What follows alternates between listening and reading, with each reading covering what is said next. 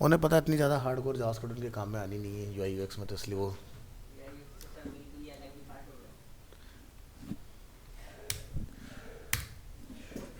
चलो। हाँ मेरी तो से लास्ट है, तुम्हारी शुरुआत। ठीक है। हाँ बूटस्ट्रैप स्टार्ट करेंगे। जो क्या, हाँ 8 ही क्लास होती हैं बूटस्ट्रैप की, बट हम हफ्ता नहीं लगाएंगे, मतलब लग जाएगा महीना। क्योंकि बूटस्ट्रैप को अगर समझ के नहीं चलाया ना तो कुछ अचीव नहीं कर पाते हम लोग उसके अंदर, बड़ी दिक्कतें आती हैं।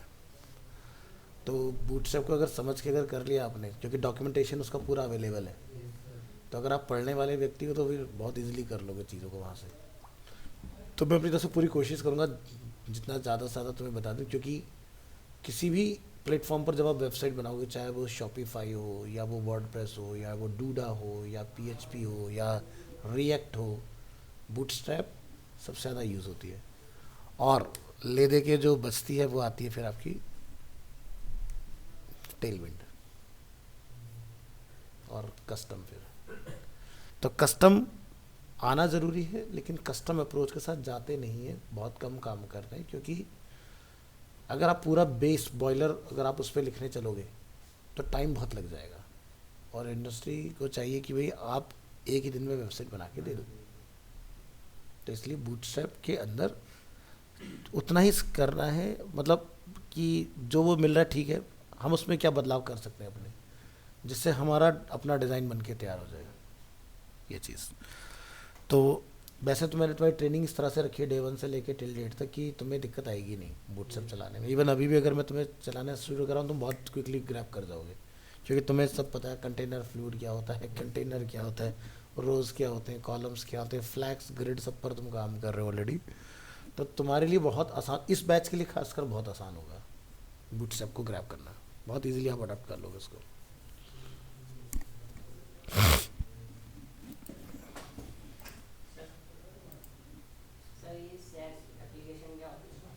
सैस एप्लीकेशन क्या होती हैं? सी एस एस को हम लोग वेरिएबल में जब डिफाइन कर देते हैं, ठीक है, तो वो यानी कि एक होता है कि आपका जो सी एस एस होता है वो डोम पर आकर रेंडर होता है। अब जैसे मान लो कि आप एक ऐसी वेबसाइट बना रहे हो जिसमें फ्रंट एंड और बैक एंड दोनों अवेलेबल है। अभी तक जो जर्नी चली दिस इज स्टैटिक जर्नी, यानी कि जो भी काम हो रहा है वो डोम पर हो रहा है। लेकिन जैसे तुमने तुम्हारे कोर्स में पीएचपी है, ठीक है, तो पीएचपी में क्या होता है कि आउटपुट हमें मिलता है, ना कि हमें उसका कोड मिलता है, वो दिखेगा नहीं, वो सर्वर साइड है। तो सैस बेस में क्या होता है कि सीएसएस अगर हम लोग सैस पर डिफाइन करते हैं तो सीएसएस भी सर्वर से ही रेंडर होकर तुम्हारे पास पहुँचेगी, ऐप की स्पीड फास्ट हो जाती है। तो सैस कोई नई चीज़ नहीं है, मतलब अगर आप देखोगे तो सैस, सास, लेस, 3 चीज़ें आती हैं, ठीक है। तो हमने इसके बारे में पहले भी जिक्र किया था एक बार, ठीक है, SC SS, SAS और ESS, ठीक है। तो ये CSS को वेरिएबल के फॉर्म में डिक्लेयर करने का तरीका है, यानी कि सैस में जितने भी आप वेरिएबल बनाओगे CSS के, वो सब डॉलर के साथ डिक्लेयर होता है। अब इसको हमने फॉर्मेट कर दिया तो इसमें मिलेगा नहीं, बट मैं आपको लाइव दिखा देता हूँ। तो बूटस्ट्रैप तुमने चला रखा ऑलरेडी, तो बूटस्ट्रैप के अंदर जब आप आते हो ना तो कोई भी कंपोनेंट पिक करो, तो आप जब सबसे नीचे जाओगे ना तो सैस वेरिएबल्स दिखाई देंगे। हाँ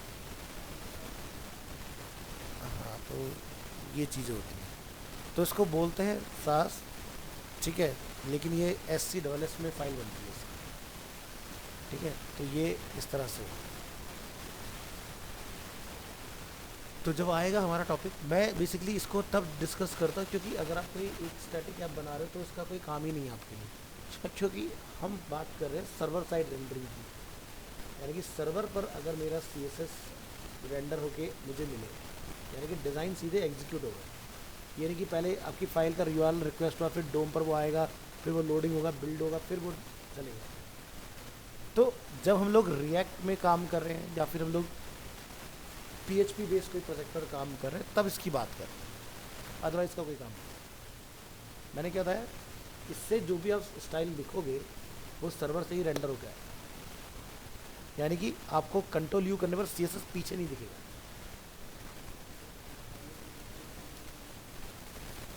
यही तो होता है। अब जैसे फ्लिपकार्ट अगर आप चलाओगे कुछ नहीं मिलेगा तुम्हें उसके पीछे, फ्लिपकार्ट का कोई एक सिंगल प्रोडक्ट नहीं दिखेगा तुम्हें, यहाँ पर सारी जावास्क्रिप्ट दिखाई देगी टोटल।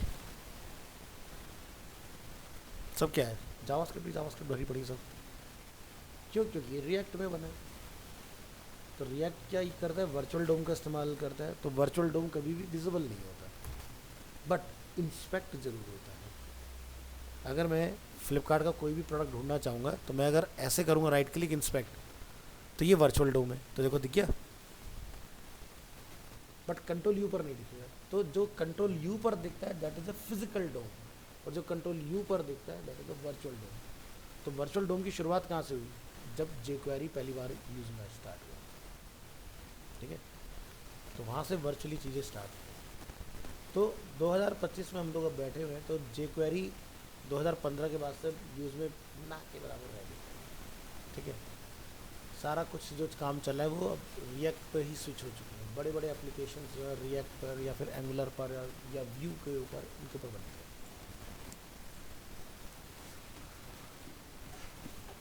इनमें किसी को अपनी मिस्टेक नहीं दिखाई दे रही इतने दिन से, देख रहे हो क्या हालत हो रखी है मिस्टेक की। लैंडिंग पेज इतना कमाल का फ्लिपकार्ट डॉट पता नहीं कौन सी क्वालिटी कॉम्प्रोमाइज पे लगाई हुई है इन्होंने। अच्छा,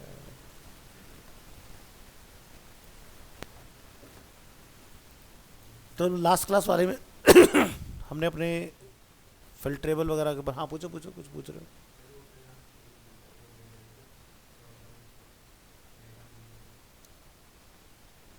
मेगा मेन्यू का ड्रॉप डाउन भेजा था आपने? हाँ हाँ, मिड में कैसे होगा, तो मैंने जो नेबर था उससे क्लियर नहीं हुआ वो।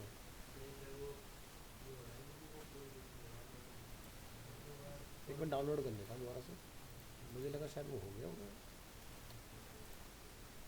कंफ्यूजन ही कंफ्यूजन है और सॉल्यूशन कुछ पता नहीं। ड्रॉप डाउन विद कॉलम है ना, चलिए ट्राई करें।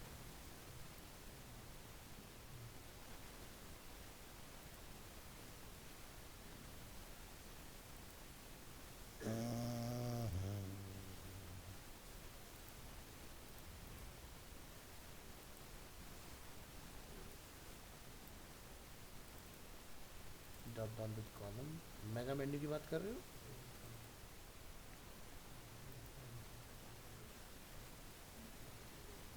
ये यहाँ आना चाहिए। अच्छा, मतलब ये बटन सेंटर में लाना चाह रहे हो, ठीक है। मेगा मेन्यू यानी कि हम बात कर रहे हैं एंटायर कंटेनर की, ठीक है। तो ड्रॉप डाउन आपने क्या कोड किया है, पोजीशन आपने रखा है रिलेटिव और डिस्प्ले रखा है इनलाइन ब्लॉक।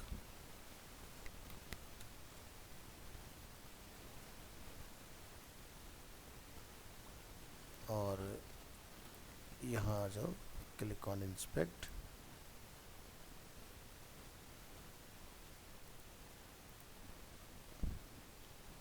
तो यानी कि हमारा कंटेनर ड्रॉप डाउन, हमने ड्रॉप डाउन पे डाल दिया, ठीक है। अब यहाँ पर क्या लगा हुआ है, इनलाइन ब्लॉक हमारा लगा हुआ है इसके अंदर। तो इनलाइन ब्लॉक आपने इसलिए लगाया होगा ताकि इसकी कोई विड्थ रखी है अपने ड्रॉप डाउन की, नहीं रखी हुई है, ठीक है। और ड्रॉप डाउन हमारा डायरेक्ट ओपन उसमें है ना, ठीक है। तो तुम बटन को बीच में लाना चाह रहे हो,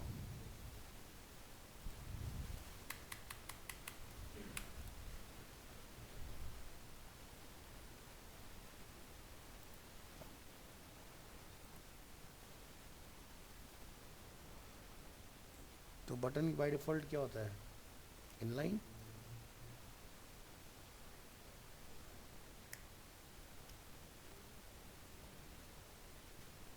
ऐसा कुछ चाह रहे हो? अब ये कहाँ से खोलना है ये बताओ, यहाँ से। तो ये है आईडी माई ड्रॉप डाउन, पोजीशन वगैरह कुछ डाला कि एब्सोल्यूट।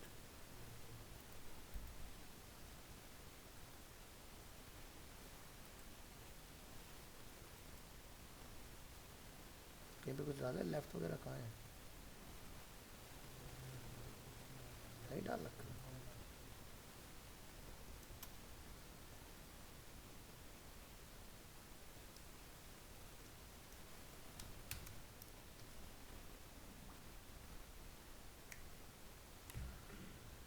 ओके तो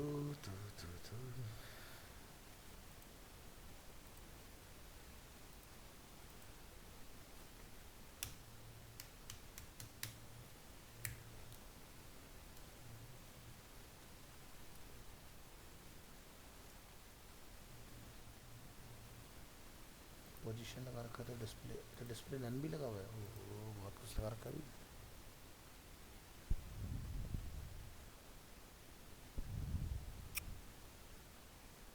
button drop down content, drop down content का कोड दिखाओ ज़रा। ये आपने इसको विड्थ दिया, डिस्प्ले नन क्यों किया हुआ है, ताकि ये गायब रहे मतलब, ठीक है। और पोजीशन एब्सोल्यूट इसलिए करा क्योंकि इसको रिलेटिव दिया हमने, ठीक है सही है। बस तो फिर तो होना चाहिए। Margin auto,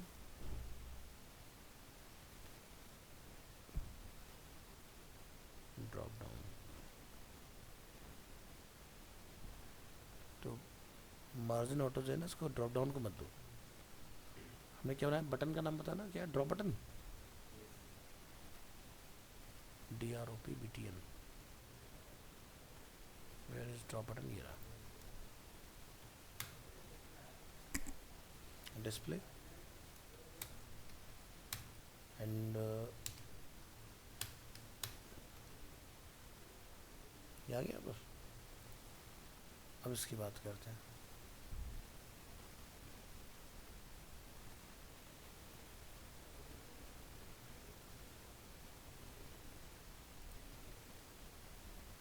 drop down content, height auto रख रहे हैं और डिस्प्ले नन हाइट रखने के लिए कर रहे हैं आप, ठीक है। पोजीशन फिलहाल इसको बस डिसेबल कर लेंगे, ठीक है। पहले डिज़ाइन कर लें फिर उसके बाद बंद कर लेंगे।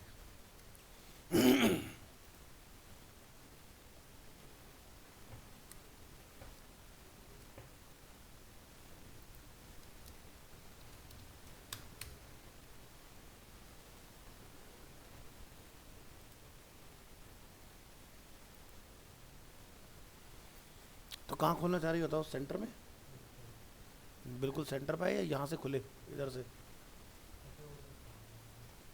हाँ? सेंटर पे आएगा तो दोनों तरफ बीच डिवाइड हो जाएगा, ठीक है। तो यहाँ पे लिख देते हैं राइट से, ठीक है, और लेफ़्ट से लिखना तो पड़ेगा, लेफ़्ट ऐसे कैसे हो जाएगा,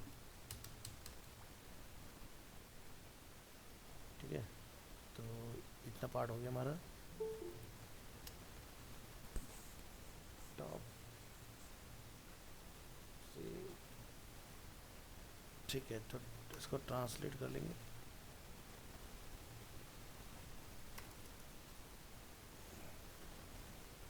कौन आया इतना लेट, सर दो बार क्लास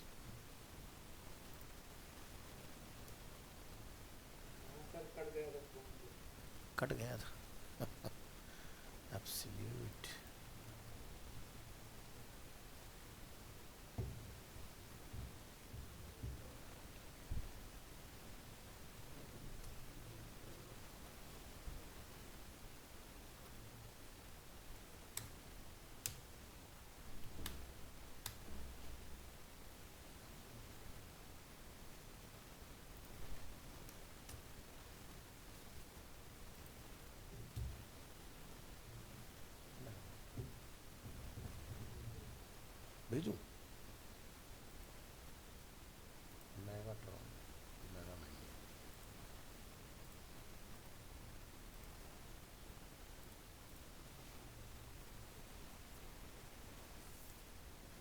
तुम्हारे इसमें ग्रुप में डाल दे रहा हूँ, ठीक है। और टाइटल वाले में क्या भेजा था तुमने? अच्छा, उसमें वो तुमने रो कॉलम बनाया था ना, ठीक ठीक।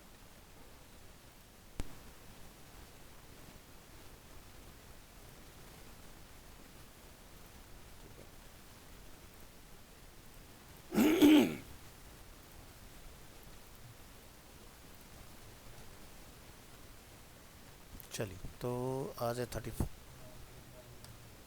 बार में क्या बोलो?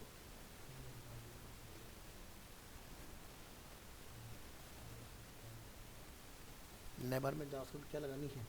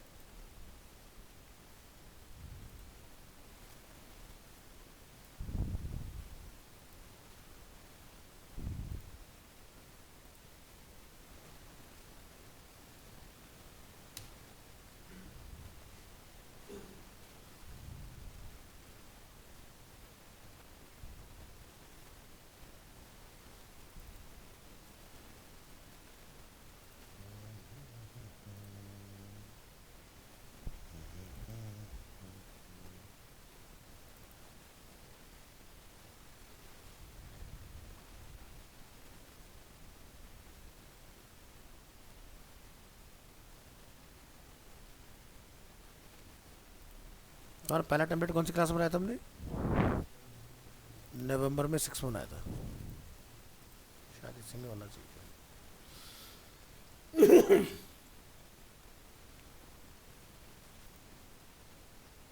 ना, 7 को कराया होगा।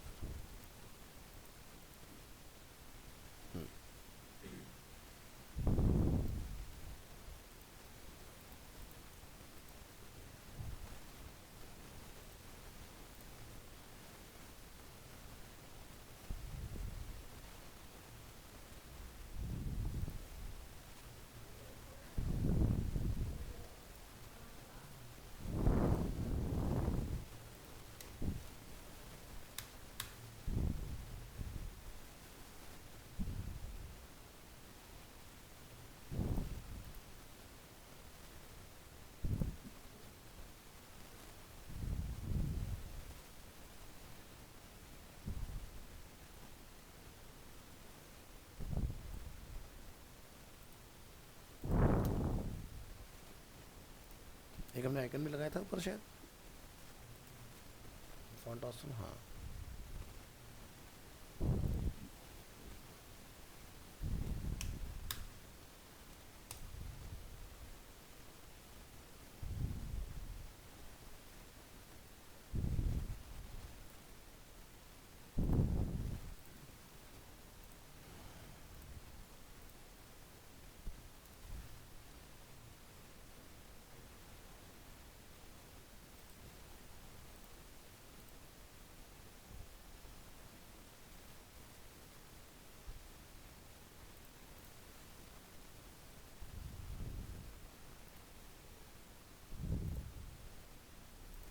हमने मन डाला ना, विजुअल मूवी डालो, नवंबर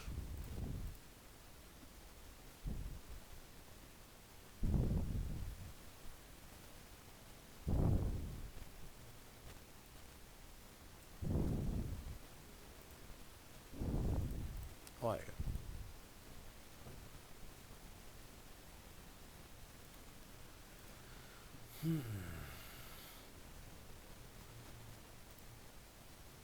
चलिए, हमारे कंटेनर का नाम क्या है? ये अपना कंटेनर, इसके अंदर हमारे पास है टॉप नैब।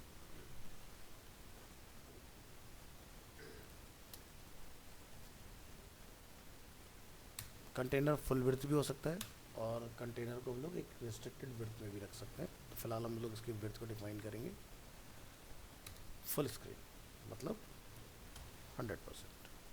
ठीक है, तो एज टू एज पूरा टच हो जाएगा।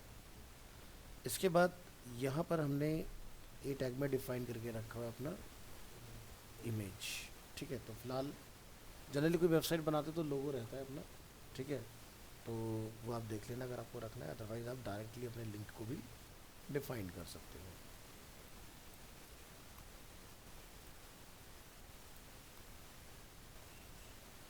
ये देखो आपके सारे लिंक्स यहाँ पर आ जाएंगे इस तरह से।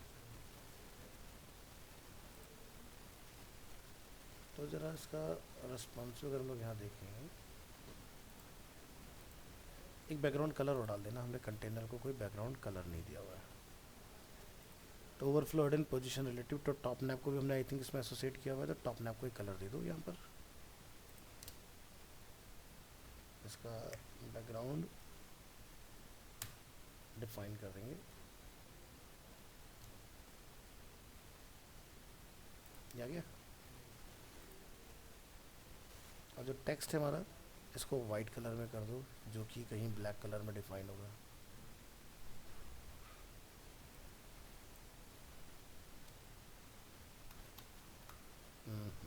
कहाँ डल गया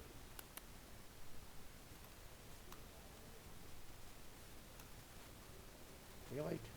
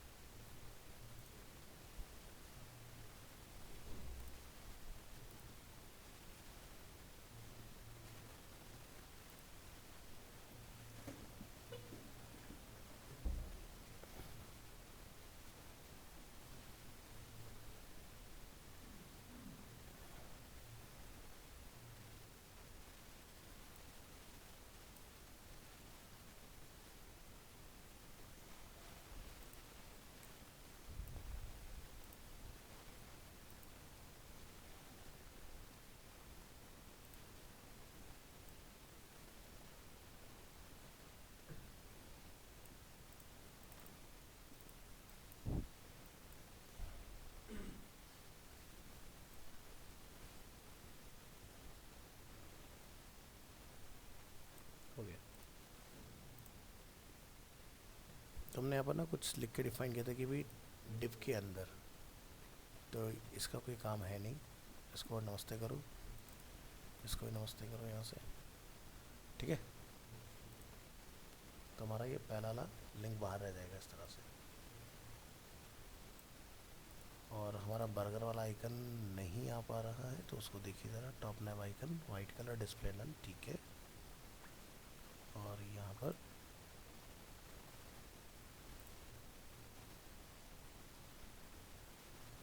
icon icon icon icon top nap a absolute right, top से 60 राइट से 16, तो ये टॉप से ज़्यादा डिस्टेंस पर जा रहा है, तो इसको मैं हटा देता हूँ यहाँ से, देखो आ गया,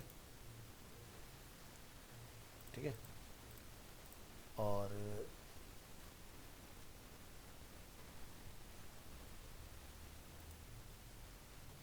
बस क्लास चेक कर लो एक बार। तो देखो करना क्या है सबसे पहले अपने एक नैप बार डिफाइन कर लो, ठीक है। अब यहाँ पे कंटेनर क्लास का काम है कि फुल विड्थ को जो बेसिकली कंट्रोल कर रहा है ये पार्ट, ठीक है। ये हो गया हमारा मेन कंटेनर। इसके अंदर मेरे पास टॉप नैप बार जिसकी पोजीशन रिलेटिव है, ओवरफ्लो हिडन है, और देना ज़रा पैडिंग 20 पिक्सल्स और बैकग्राउंड डार्क। तो पैडिंग जो हमने डिफाइन किया वो लेफ्ट टॉप राइट बटन चारों तरफ से अपना गैप मेंटेन करेगा।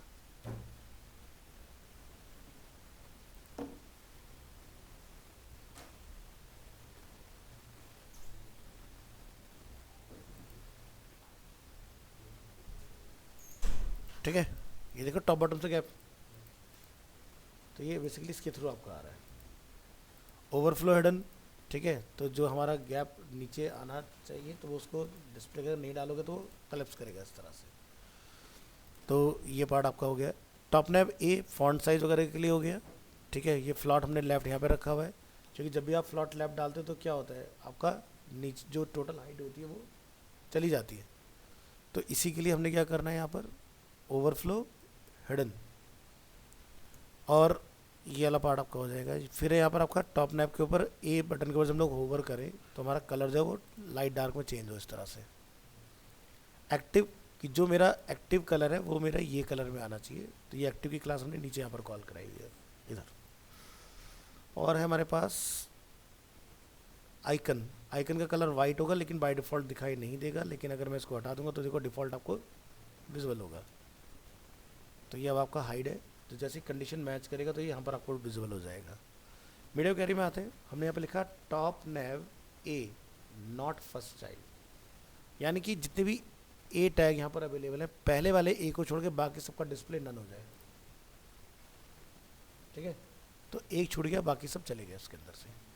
फिर मैं डिफाइन किया टॉप नैव के अंदर डिव, क्या लिखा रहा है, डिस्प्ले नन। अब टॉप नैव में कोई डिव तो है नहीं, तो इस क्लास का कोई मतलब नहीं रह गया, इसको हटा दो। फिर क्या है टॉप नैव के अंदर ए आइकन। ठीक है, जो हमने आइकन बनाया अपना ए टैग के अंदर ये वाला, इसकी हम लोग बात करें कि इसका पोजीशन एब्सोल्यूट होगा, राइट में होगा, डिस्प्ले ब्लॉक होगा और राइट से 16 पिक्सल के गैप पर दिखाई देगा। तो ये 16 पिक्सल का जो गैप आपको यहाँ पर आ रहा है, ठीक है, ये राइट वाला पार्ट हो गया। इसके बाद जो टॉप नैव है उस पर एक क्लास हम लोग अटैच करें रेस्पॉन्सिव, जो कि पोजीशन रिलेटिव का काम करेगा हमारा, और जो इसके ऊपर हमारा आइकन है वो एब्सोल्यूट पोजीशन राइट पर रहेगा। तो जब हम लोग इसको ट्रिगर करेंगे इस तरह से,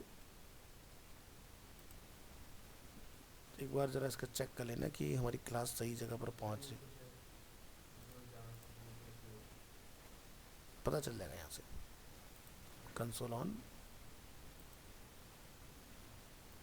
इंस्पेक्ट करेंगे इसको, तो यहाँ हमें पता लगना चाहिए कि रेस्पॉन्सिव क्लास ऐड हो रही है कि नहीं हो रही है।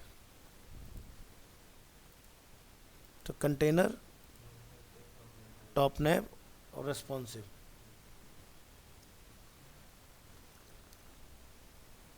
तो ये मतलब ट्रिगर तो अपना काम कर रहा है।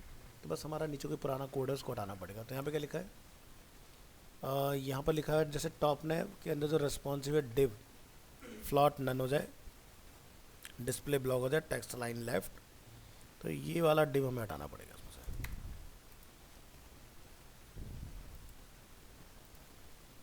टॉप नैव के अंदर div float none, text align left, padding, अच्छा ये हमने उस टेम्पलेट के हिसाब से बनाया था।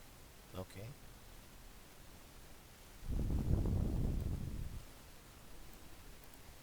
Top nav dot responsive div,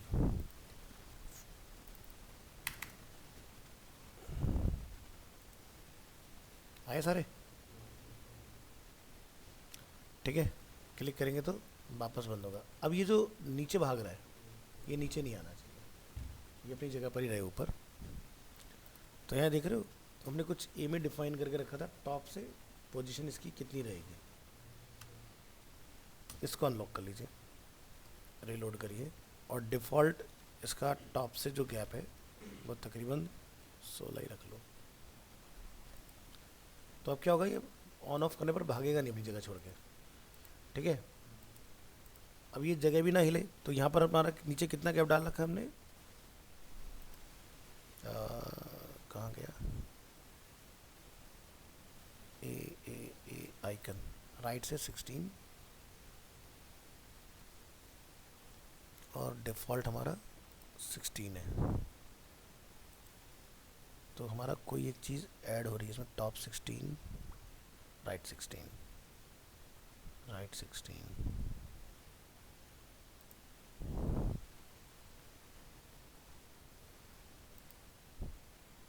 responsive,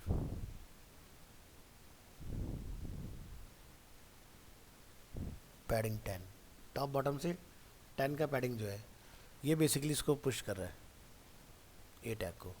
तो अगर मैं थोड़ी देर के लिए इसको अगर बंद कर लूँ यहाँ पर, तो शायद ये जो फ्लक्चुएशन हुआ है ये नहीं होगा। अपनी हुआ ना, देखो, तो वो अपना जो ए आइकन वाला है वो अपनी जगह पर सही है, तो वो जो गैप बन रहा है वो इसकी वजह से बन रहा है।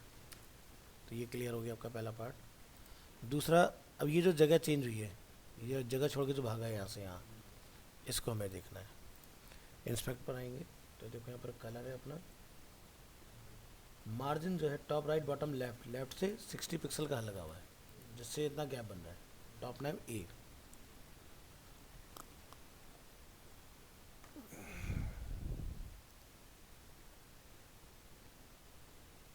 तो यानी कि डेस्कटॉप मोड वाला यहाँ आ गया।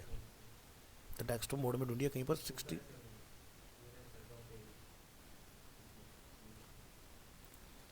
ठीक है। तो ये मोबाइल में ना आए,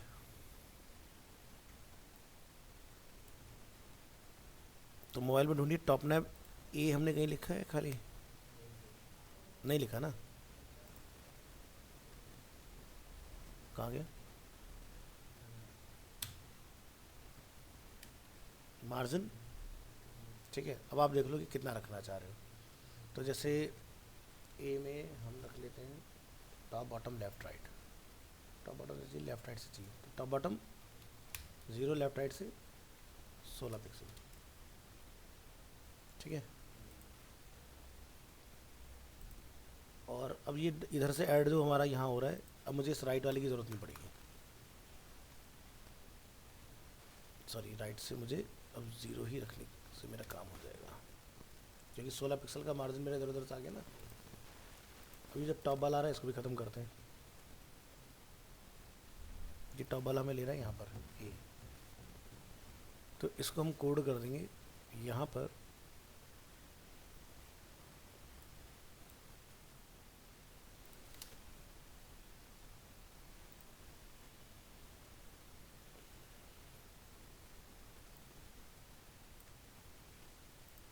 टॉप नैप के अंदर जो हमारा ए है, हमें लास्ट चाइल्ड पर नहीं चाहिए, ठीक है। हो क्या रहा है कि जब लास्ट चाइल्ड ट्रिगर हो रहा है तो जगह छोड़ता है अपनी, उसको बोलो कि लास्ट चाइल्ड को ये डिस्टर्ब ना करे, लास्ट चाइल्ड,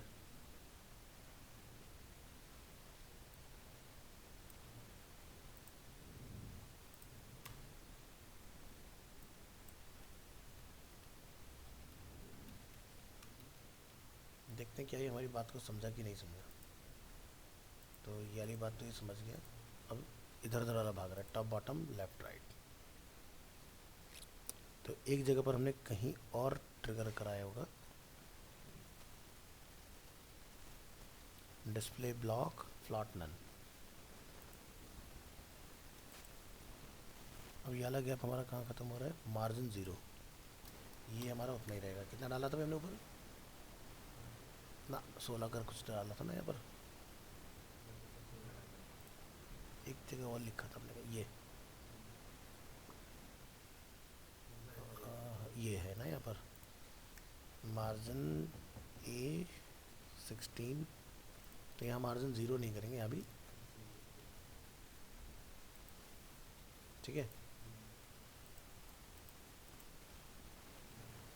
और ये मार्जिन क्या हो रहा है, चारों साइड से ले रहा है, तो top right bottom left, position हमारी अभी भी हिल रही है, तो इसको ज़रा इंस्पेक्ट करो ये कहाँ हिल रहा है।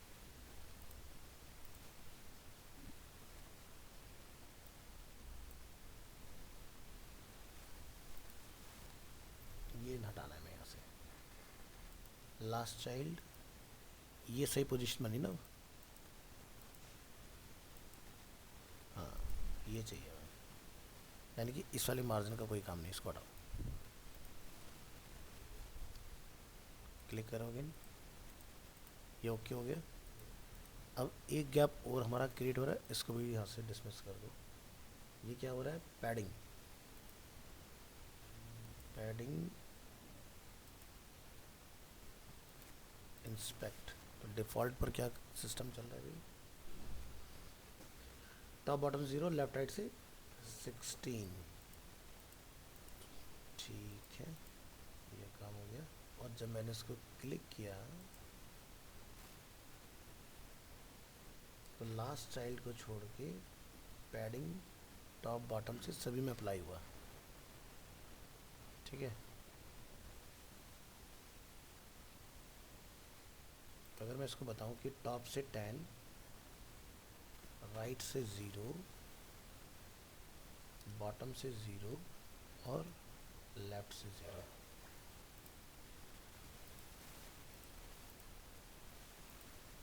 तो ये पार्ट मेरा सही होता है। इसके बाद हमें यहाँ पे बताना पड़ेगा इसको, नॉट फर्स्ट चाइल्ड टॉप वाले का पैडिंग ऐड ना हो, ठीक है, बाकी सब में हो, ताकि प्रॉब्लम सॉल्व हो जाएगी।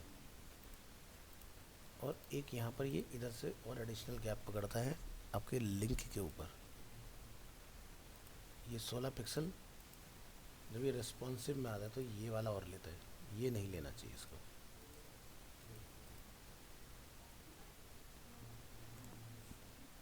तो इसको देखो ध्यान से, टॉप नैव रेस्पॉन्सिव राइट से 16 हमने कहीं डाल रखा है, इसको हटाओ। तो ये प्रॉब्लम ख़त्म। इसके बाद क्या हो रहा है, पैडिंग जो टॉप बॉटम से लग रही है हमारी, हम इसको बोलना कि फर्स्ट चाइल्ड पर वो 0 रहे।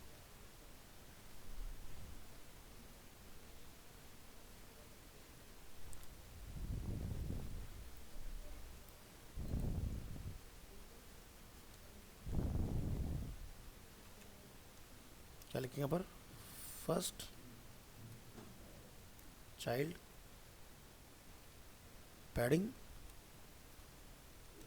0।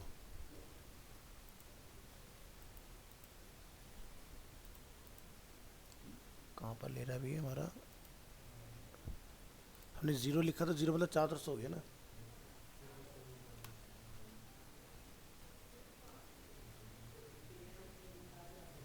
ओ 4.5 हो गए भाई।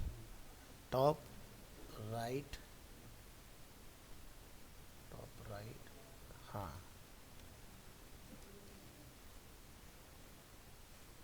Top right bottom left, problem solve. एक और रहता है छोटा सा, टॉप राइट बॉटम लेफ्ट। तो यहाँ लिख दो टॉप राइट बॉटम लेफ्ट। काफ़ी हो गया, अब बस एक छोटा सा और गैप हमारा ये पकड़ रहा है। इस वाले को ट्रेस कर लो, ये कौन सा ला दे रहा है।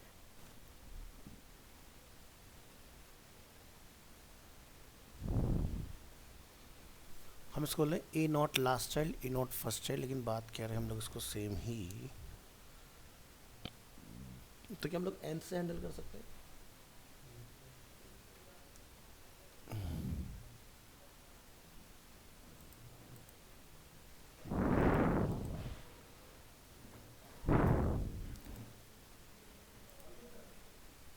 बस 2 मिनट।